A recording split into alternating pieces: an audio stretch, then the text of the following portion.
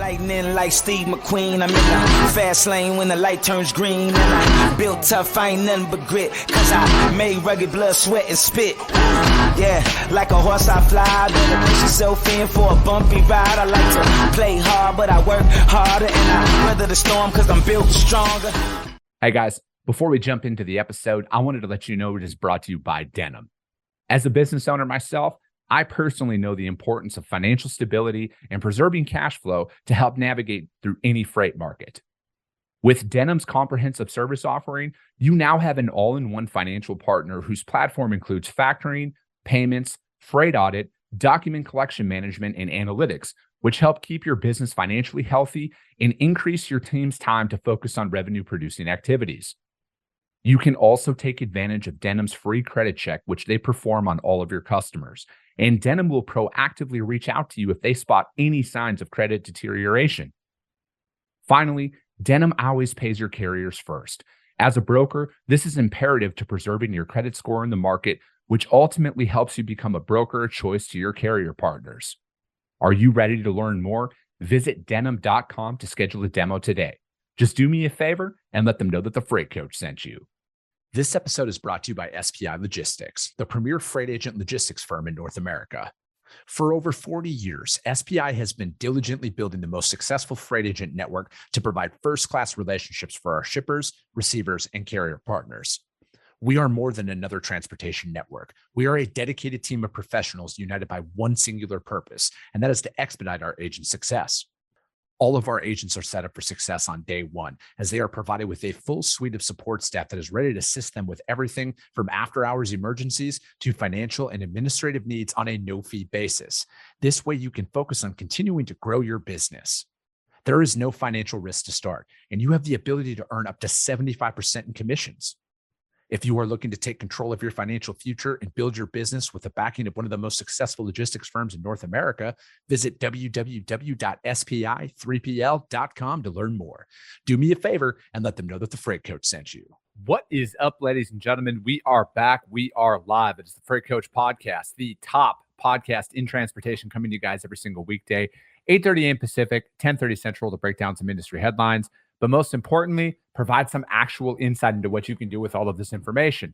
If this is your first time tuning in, welcome. This is the real side of freight, ladies and gentlemen. And I say that before every single show. And what I mean by that is I only speak with transportation professionals, because at the end of the day, I want to talk to the right individuals who have done what you're looking to do or who are currently doing what you're trying to achieve. So you can take that information, apply it, utilize it, and see a meaningful difference in your business and your life.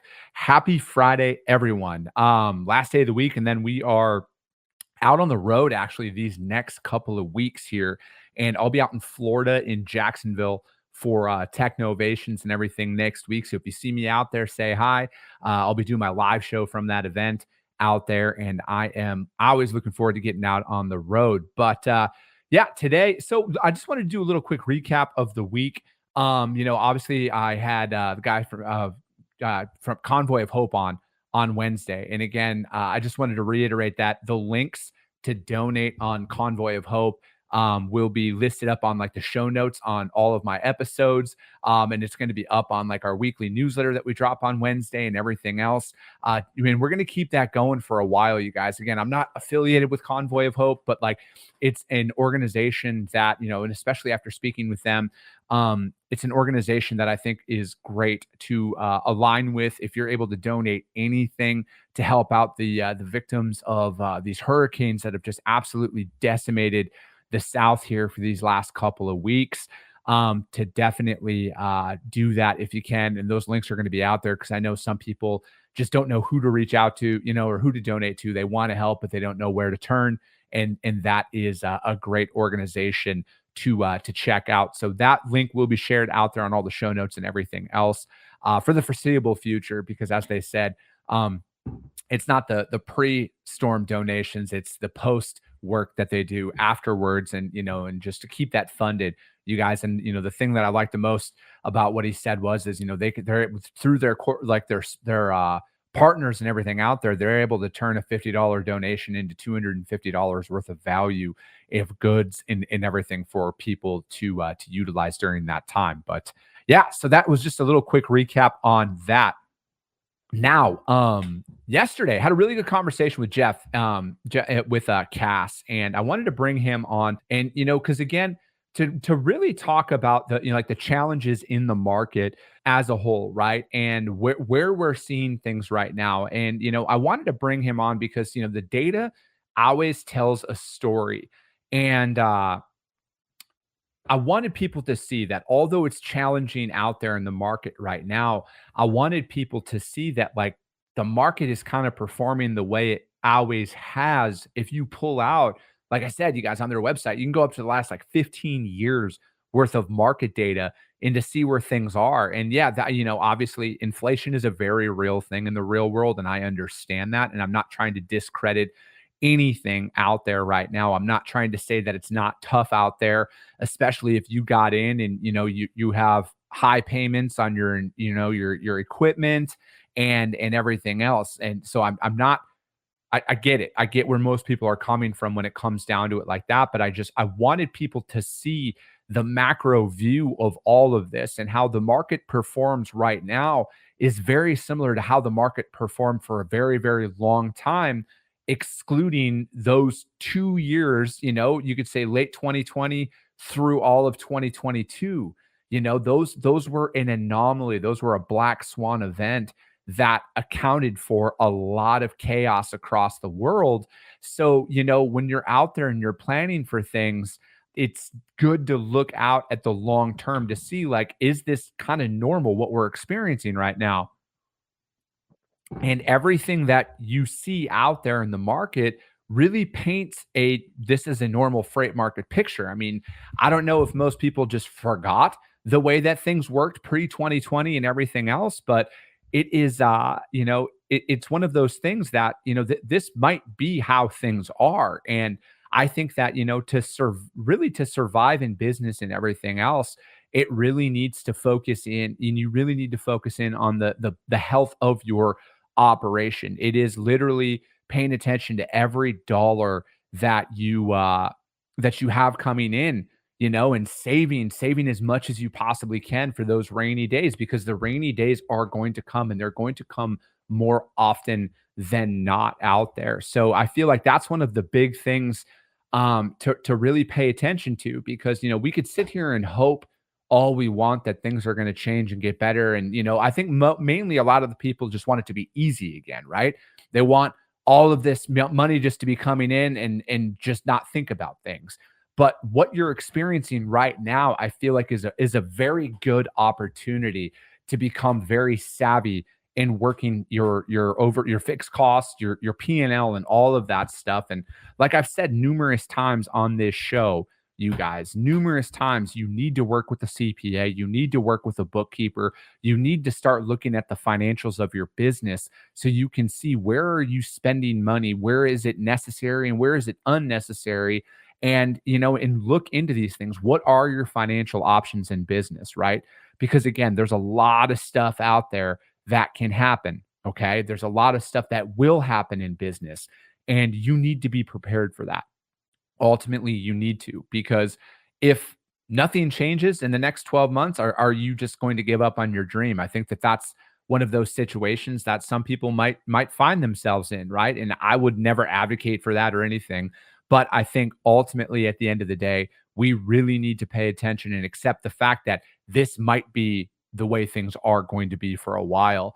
And however we want to react to that, however we want to handle a lot of this stuff, is it's going to be very beneficial for us to take this time right now and really look at how our business is performing, how our business is operating, and really get things taken care of out there. So I found this article, and this is from fleetowner.com. And I thought that this was going to be kind of a really good one to kind of piggyback off of on what we were talking about yesterday with everything, right? About just kind of dealing with, the what goes on and in adjusting in your business, right? And it goes on, because it goes on to say that the past few years have been a whirlwind. Logistics companies have learned to grapple with changes by implementing some of their own.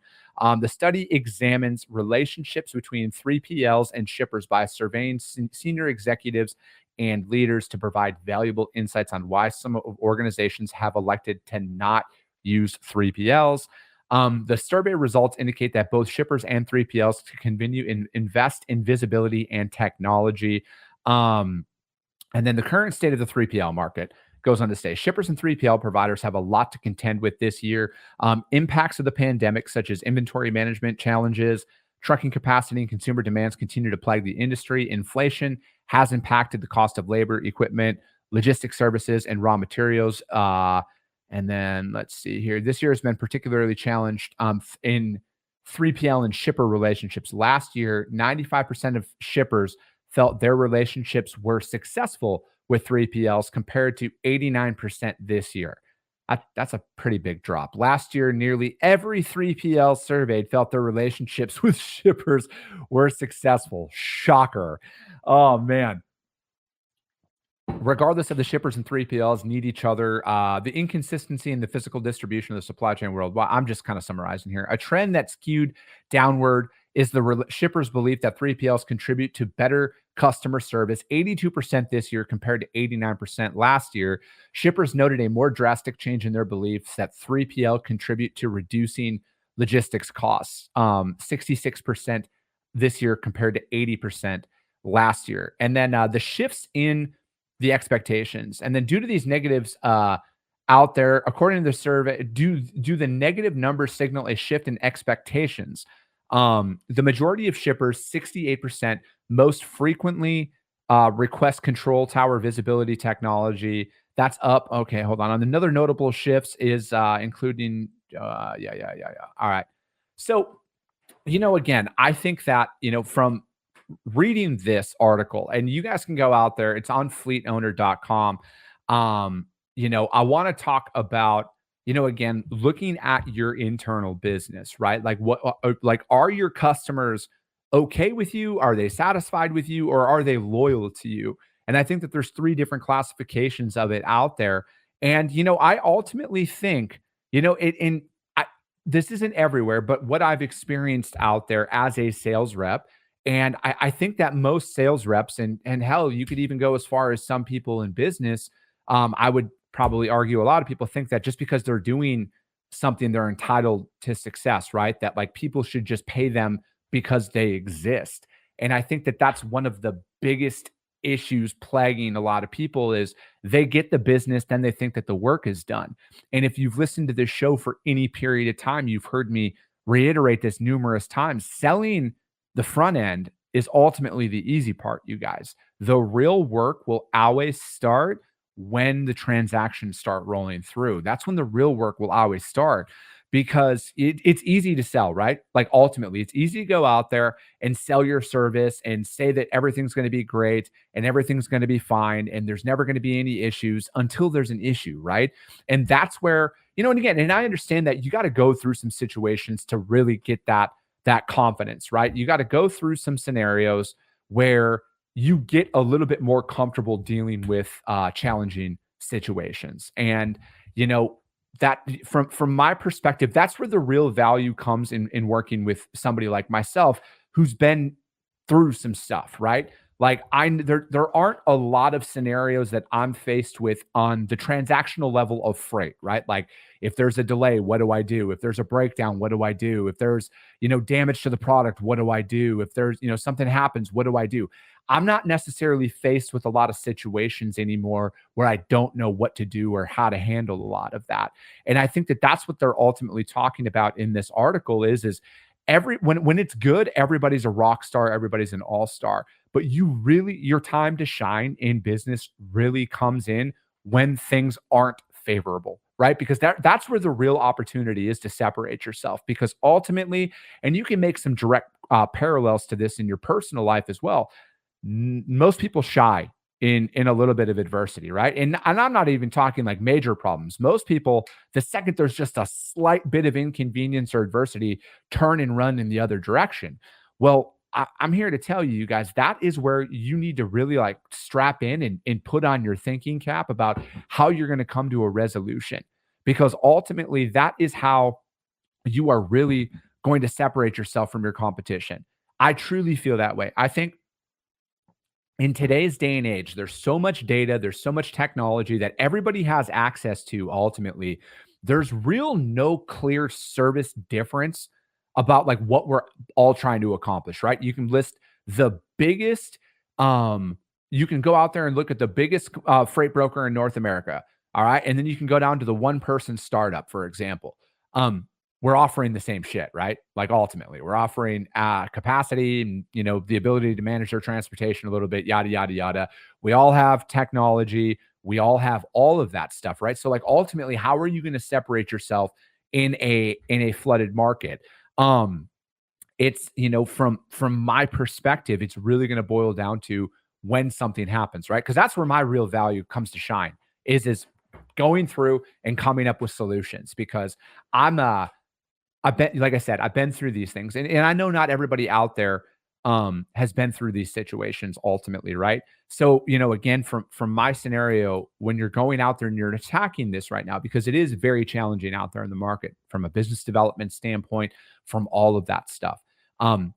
The I want you to start thinking about that as you're going out there and making your cold calls, right? Because ultimately, that is what really builds up that anxiety for a lot of people ultimately, because like there's so much rejection that's involved in it. There's so much, I mean, realistically, just to be truthful, you guys get more voicemails than anything. All right. Like you're going to get way more voicemails than actual confrontation on the phone. And it's way more made up in your head about how bad it is than it actually is when you're getting that feedback out there. But, ultimately a way to look through it is you need to go out there, you need to make your dials, and you need to start telling yourself like, hey, ultimately this is going to be the easy part, right? Making your cold calls, talking to people about your services, introducing yourself to as many people as possible.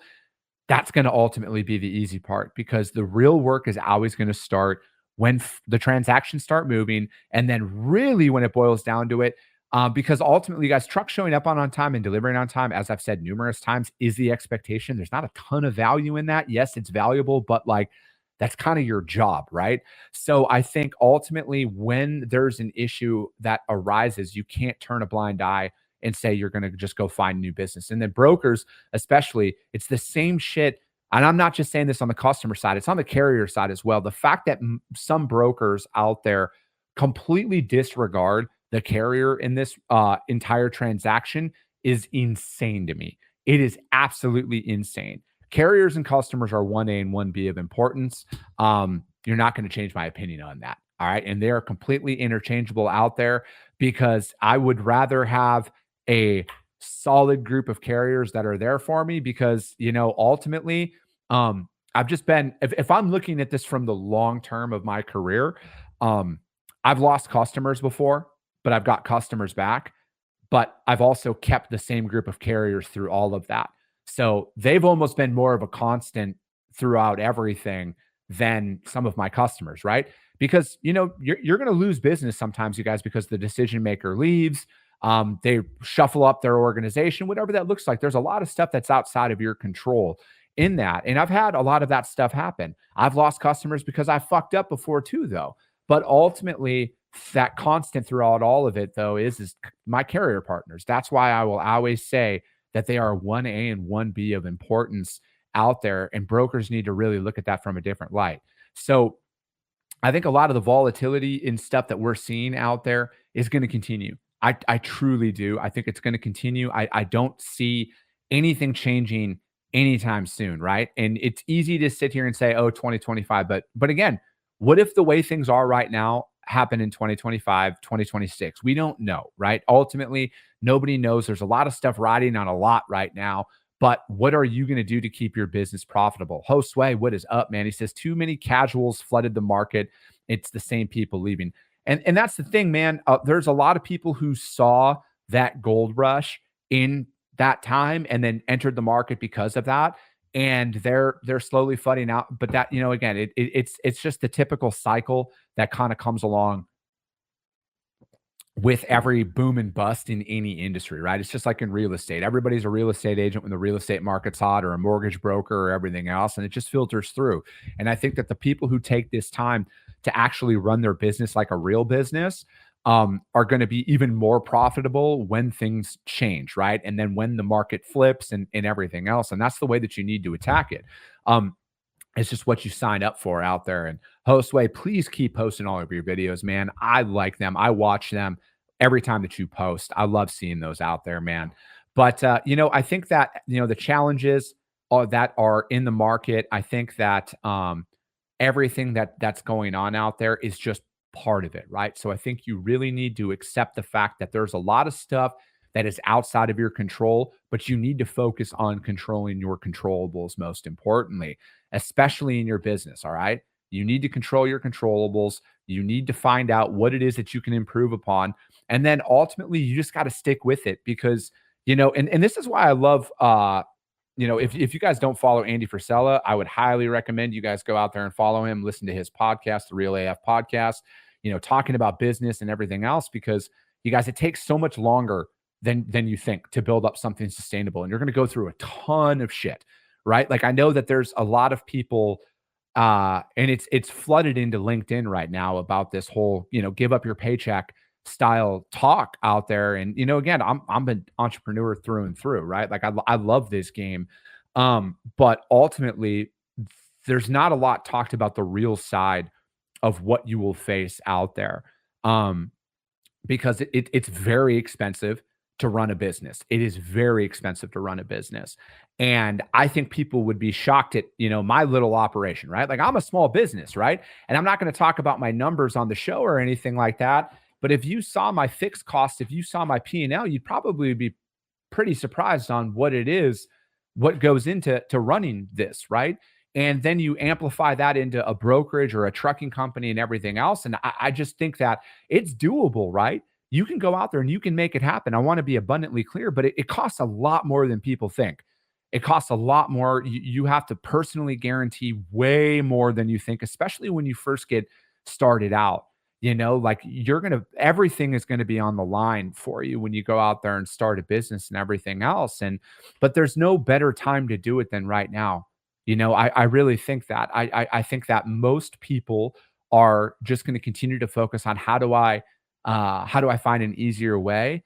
And you need to look at it as how can I get better in my business? And how can you really separate yourself out there in the market? Because this is literally the hardest thing you're ever going to do.